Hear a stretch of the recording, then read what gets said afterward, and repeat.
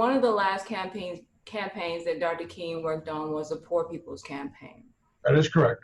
What steps do you think we should be focusing on to bring a similar campaign to the Poor People's Campaign to fruition? I know there are people who are working in the arena already, but what can we do on the local, state level to bring about similar kinds of change? Well, you know, prior to the Poor People's Campaign, Dr. King was very much involved in helping to organize sanitation workers in Memphis. Yes. In fact, that's how he was killed, in leading that effort. And that was about people of color, African Americans in particular, who were part of the Sanitation Workers Union, trying to get recognition, just wages from their employers, okay?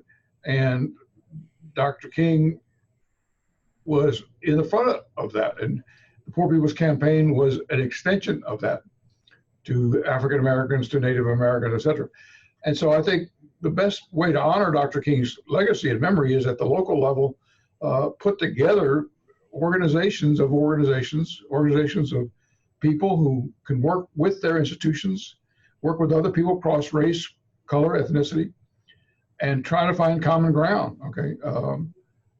We had an organization in Solano County called Common Ground. We call it Common Ground, of African Americans and Latinos and immigrants and people from Jewish synagogues who came together around issues like rent control and preventing landlords from charging exorbitant rents and evicting people from their homes and dealing effectively with the police department. So I think we can sponsor at the metropolitan level and recreate those kind of institutions where people can do the kind of face-to-face engagement. What do you think people should anticipate? What should they get out of the Catalyst for Change conversation we'll have? Well, there's a passage from the scripture that Reinhold Niebuhr quotes a lot, and it's from a book that President Obama liked a lot called The Children of Light and the Children of Darkness.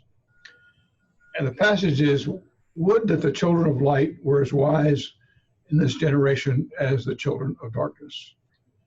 And then the second part of the passage is, be wise as serpents and innocent as doves, okay? And the point of that is that we have to live in the world as it is, not as a world we would like it to be or it should be, but in the world as it is. And in the world as it is, you have to understand self-interest. You have to understand people's, motives. You have to understand, what makes them tick. In the world as it is, you have to organize for power. In the world as it is, you have to understand what we call the iron rule: never do for people, never ever do for anyone what he or she can do for themselves. In the world as it is, you have to be tough. You have to be shrewd. You have to be cunning. And the scriptures attend to that.